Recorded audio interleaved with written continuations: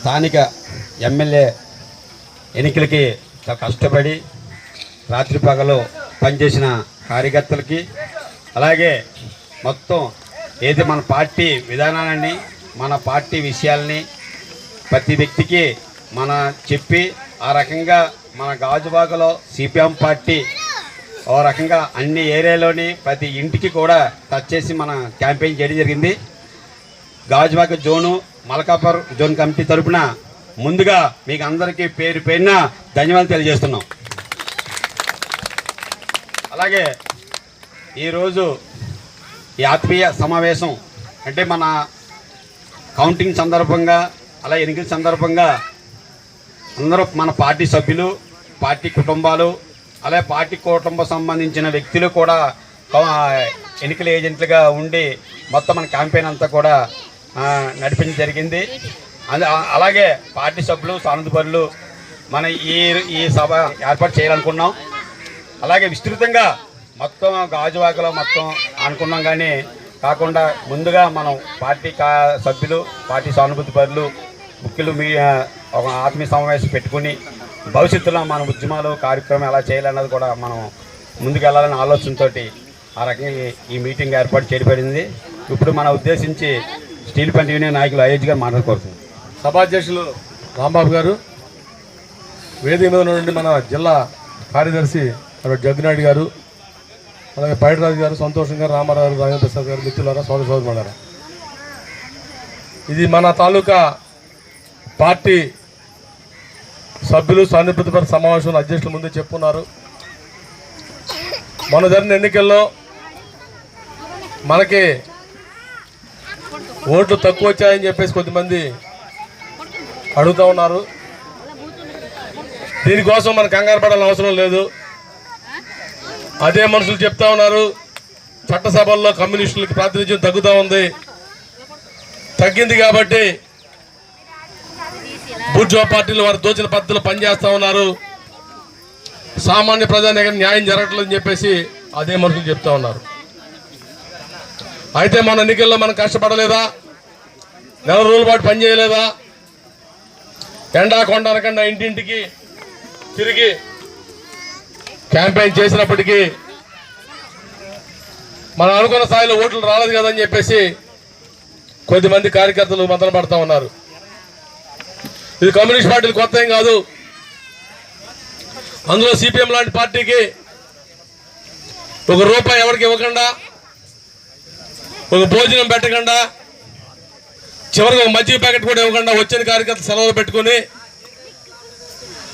వారు రాసప్పేలు పెట్టుకుని, వారు కష్టపడి పనిచేసి వారు భోజనం వారే తిని వచ్చిన నికాసైన ఓట్లకి వారందరూ కూడా ధన్యవాదాలు తెలియజేస్తాను. మిత్రులారా, ఈ ఎన్నికలతోనే మన సమస్య పరిష్కారం అయిపోలేదు. శ్రీనివాసరావు గారు వేది మీద, ఈ ఎన్నికలతోనే మన సమస్య అయిపోయిందంటే కాదు, స్థానికంగా అనేక సమస్యలు ఉన్నాయి. ఈ సమస్యల్ని భవిష్యత్తులో తెర మీద తీసుకురావాలా, మన పోరాటం కొనసాగాలి. మన యూనియన్లో ఉన్నటువంటి సభ్యులందరినీ కూడా పార్టీ వైపు ఆకర్షించాలి. అట్లాగే యూనియన్లో ప్రతి సభ్యుడికి కూడా రాజకీయ చైతన్యం కల్పించే దిశగా మనం పనిచేయాలి. భవిష్యత్తులో ప్రజా సమస్యల మీద పదవులతో సంబంధం లేకుండా, గెలుపోవడంతో సంబంధం లేకుండా ప్రజా సమస్యల మీద పనిచేసేది మన కమ్యూనిస్ట్ పార్టీ, అది సిపిఎం పార్టీ అని చెప్పి తెలియజేస్తూ పనిచేయండి. మీ అందరికీ కూడా ధన్యవాదాలు తెలియజేస్తూ సెలవు తీసుకుంటాను. అధ్యక్ష, వేదిక మీద ఉన్న నాయకులు, కామ్రేడ్స్, పార్లమెంట్ ఎన్నికలు, పార్లమెంటు, అసెంబ్లీ రెండింటిలోనూ కలిసి పోటీ చేసినటువంటి దాంట్లో మన పార్టీగా బీజేపీని ఓడించాలనే లక్ష్యం సాధించినటువంటి దాంట్లో అత్యంత దేశవ్యాప్తంగా జయప్రదంగా బీజేపీని దాని కుంభస్థలమైన ఉత్తరప్రదేశ్లో ఓడించగలిగాం.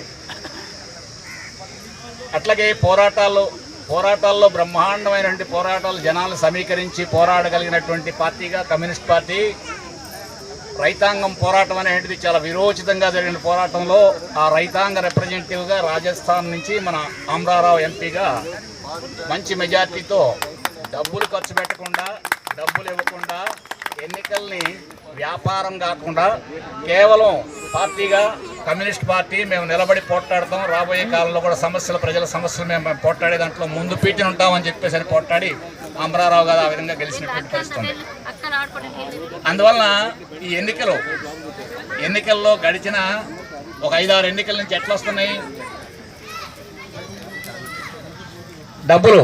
అన్ని వ్యాపారాల కంటే లాభసాటైనటువంటి వ్యాపారం ఎన్నికలు అయిపోయింది. ఈరోజు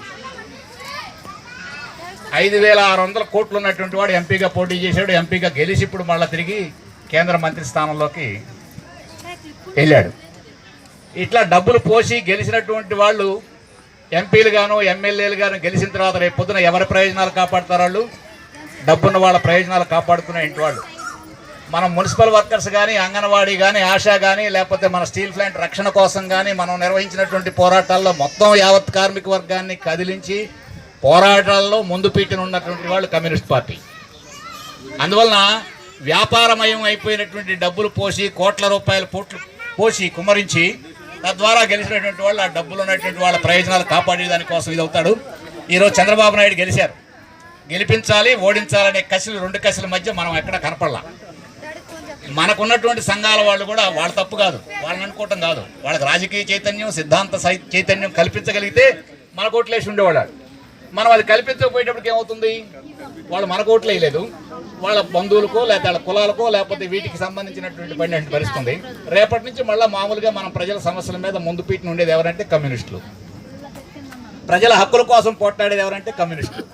కాబట్టి ఆ విధంగా మనం ప్రజానీకం యొక్క సమస్యలు తీసుకుని ముందు పీటిని కదిలి పోట్లాడే దానికోసం మనం నీరసం నిరుత్సాహపడాల్సిన అవసరం లేదు. మేము ముందే అనుకున్నాం ఎన్ని ఓట్లు వస్తాయని చెప్పేసి అంటే 78 సంవత్సరాల నుంచి 1978 గంగాధర్ రెడ్డి పోటీ చేసిన దగ్గర నుంచి చూస్తున్నాం మనకి ఓట్లు ఎట్లా వస్తాయని చెప్పేసి తెలుస్తుంది. అందువల్ల ఈ గ్రాఫ్ గురించి మనం అక్కర్లేదు, కానీ కనీసం ప్రజలు పోట్లాట్లోకి వస్తే తప్పితే సమస్యల పరిష్కారం అయ్యే పరిస్థితి లేదు. ఇప్పుడు చంద్రబాబు నాయుడు ఉన్నాడు, ఇంత మెజార్టీతో గెలిచినప్పటికి కూడా హోదా గురించి కానీ లేకపోతే ఇతర డిమాండ్లు రాష్ట్ర వ్యాప్తమైనటువంటి డిమాండ్ల గురించి మాట్లాడినటువంటి పరిస్థితి లేదు. 2 కాళ్ళ మీద నిలబడ్డాడు ఈరోజు మోడీ. ఒకటి చంద్రబాబు నాయుడు, నితీష్, ఇద్దరు కూడా దేశ ప్రజలకు సంబంధించినటువంటి డిమాండ్స్ సంబంధించి పెట్టే పరిస్థితి వాళ్ళకి లేకుండా బీజేపీ ఒక ఫ్యాసిస్ట్ తరహాలో రాబోయే కాలంలో పరిపాలన అనేది కొనసాగించే పరిస్థితి ఉంది. ఆ ఫ్యాసిస్ట్ పాలనకు వ్యతిరేకంగా మొత్తం ప్రజానీకాన్ని కదిలించి పోట్లాడాల్సిన బాధ్యత కమ్యూనిస్టుగా మన మీద ఉంది. అందువల్ల రాబోయే పోరాటాలకి సన్నద్ధం కావాలని, తద్వారా ఆ విధంగా మన యొక్క కర్తవ్యాన్ని నిర్వహించే దానికోసం అందరూ కూడా మొన్న ఎన్నికల్లో ఎట్లయితే ముందు పెట్టి నిలబడి ఎన్నికల్లో పనిచేశారో రాబోయే పోరాటాల్లో కూడా ఆ విధంగా పాల్గొవాలని మీ అందరినీ కోరుతూ నాకు ఈ అవకాశం ఇచ్చిన మీకు ధన్యవాదాలు తెలియజేస్తున్నాను. రాజేంద్ర ప్రసాద్ ధన్యవాదాలు. ఇప్పుడు సభాధ్యక్షులు రాంబాబు గారు, మిత్రులారా, కామ్రేడ్స్, మొన్న మే 13వ తారీఖున జరిగిన ఎన్నికల్లో కష్టపడి పనిచేసిన మీ అందరికీ కూడా సిపిఎం పార్టీ తరఫున ముందుగా అభినందనలు తెలియజేస్తూ ఉన్నాను. ఈ ఎన్నికల్లో వచ్చిన ఓట్లు వీటిని కాసేపు పక్కన పెడితే మనం చాలా తక్కువ ఖర్చుతో కేవలం మానవ వనరులతో మన పార్టీ లేదా ప్రజా సంఘాల నాయకులు సభ్యులతోనే మనం మిగిలిన పార్టీలని కంగారు పెట్టే అంత ప్రచారం అన్నది మనం గాజువాక నియోజకవర్గంలో చేయగలిగాం. ఇది చాలా గొప్ప విషయంగా మనం భావించాల్సి ఉంటుంది. ఎందుకంటే మిగిలిన పార్టీలు వాళ్ళ తాలూకా డబ్బు లేకపోతే కులం లేకపోతే రకరకాల దీంట్లో వాళ్ళు ఉన్నా కానీ మనం ఈ నియోజకవర్గంలో ఉన్న ప్రతి కొద్దించుమించుగా 90% పైగా ఇళ్లనే డోర్ టు డోర్ తలుపు కొట్టి మరీ మనం వెళ్ళి కలిసిన పరిస్థితి అన్నది ఉంది. ఈ విధమైన క్యాంపెయిన్ ఎన్ని కోట్లు ఖర్చు పెట్టినా మిగిలిన పార్టీలు అన్నది చేయలేకపోయినాయి.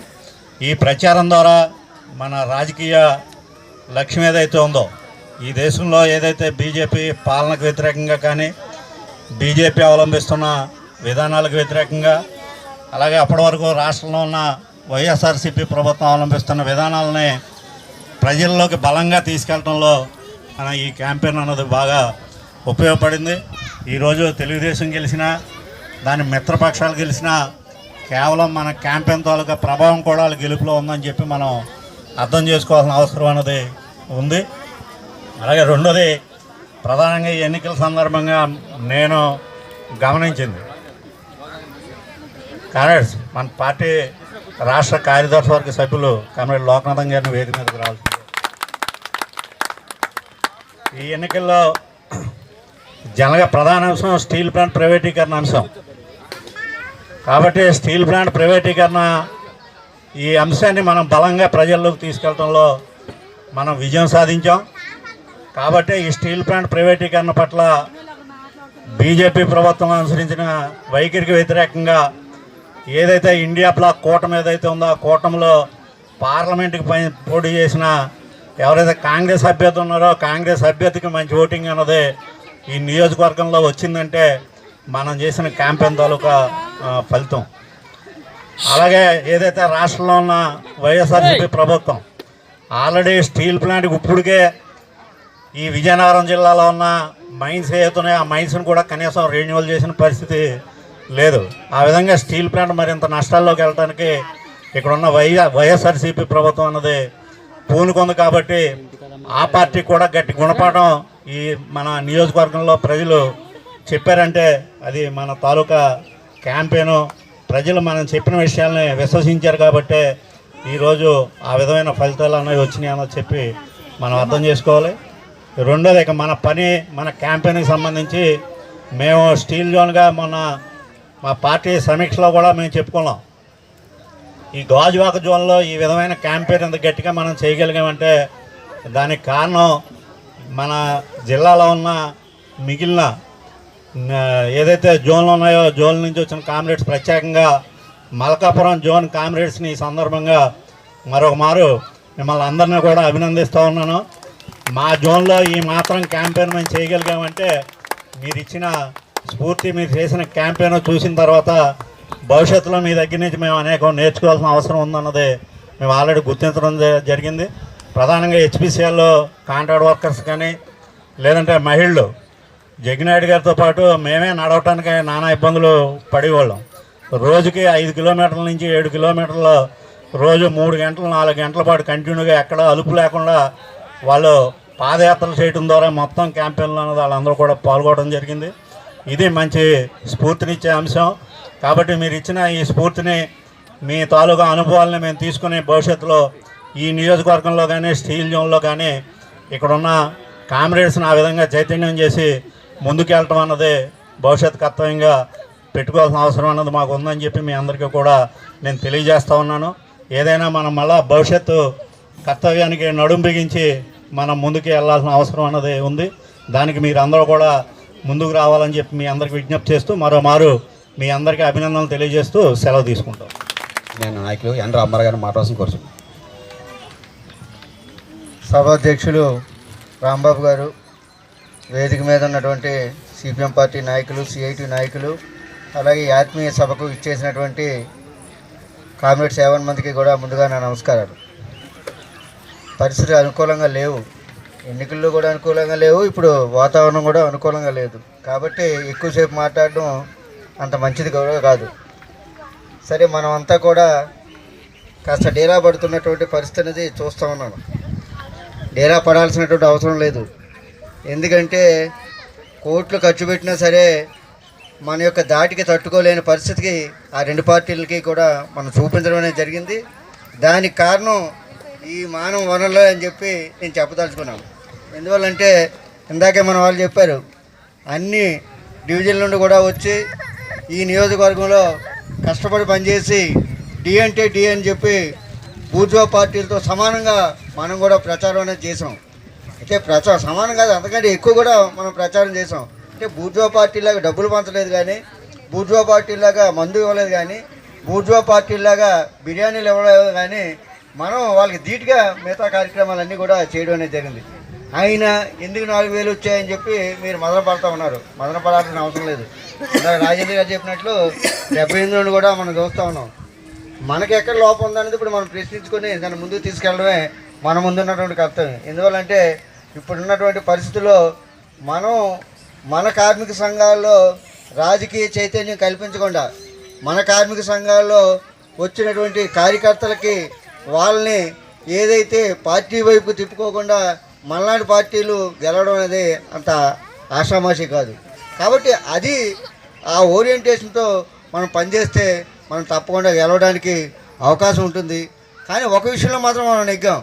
ఏదైతే ఈ దేశానికి పట్టినటువంటి పీడని వదిలించుకోవడానికి మనం కృషి చేసాం. ఆ కృషిలో సగభాగం సఫలీకృతం అయ్యాం.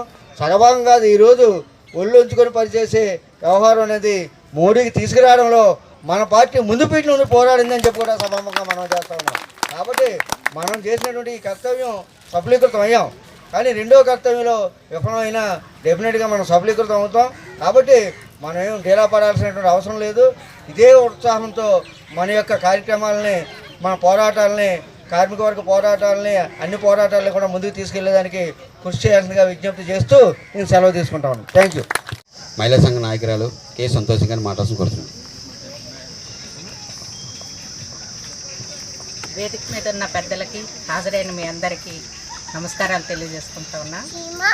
మిత్రులారా, పోయిన ఎన్నికల్లో మనం చాలా అసలు గట్టిగా సిపిఎం పార్టీ అనేది కూడా వస్తుందా అనుకునే రకంగా, అంటే మనకు తెలుసు అనుకోండి, అంత గట్టిగా ప్రయత్నం అనేది చేసాం. అంటే అప్పుడు వరకు ప్లాన్ అనేది చాలా బాగా చేశారు. నాకు కూడా అది బాగా నచ్చింది. ఎక్కువ మంది అక్కడి నుంచి రావటం, మన ఏరియాల్లో చేయటం, ఒక్కొక్క ప్రాంతానికి ఒక్కొక్క వార్డుని కేటాయించడం, ఇవన్నీ కూడా చాలా పగడ్బందీగా చేశారు. అది ఒకటి బాగుంది. ర్యాలీలు చేయటం అవన్నీ కూడా ఏంటంటే సిపిఎం పార్టీ యొక్క గుర్తింపును అనేది ప్రజల్లో తీసుకెళ్ళటానికి బాగా ఉపయోగపడింది. దానివల్ల జనాల్లోకి సిపిఎం పార్టీ అనేది పోటీ చేస్తుంది అనేది కూడా బాగా గుర్తుంచుకున్నారు. కాబట్టి అంటే మనకి ఓట్లు తక్కువ వచ్చినాయి అని అనుకున్నా కానీ అది మన వరకు ఇప్పుడు వరకు అయితే పర్వాలేదు. నెక్స్ట్ తర్వాత కూడా ఏంటంటే మనం ఇప్పుడు నుండే శక్తి మేరకు మనం ప్రజల్లో ఉండాలి.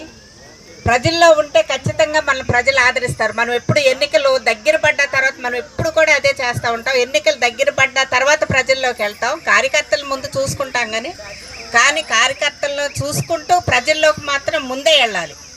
మనం అదొక ప్రతి నిత్యం మనకు అదొక పనిగా ఉండాలి.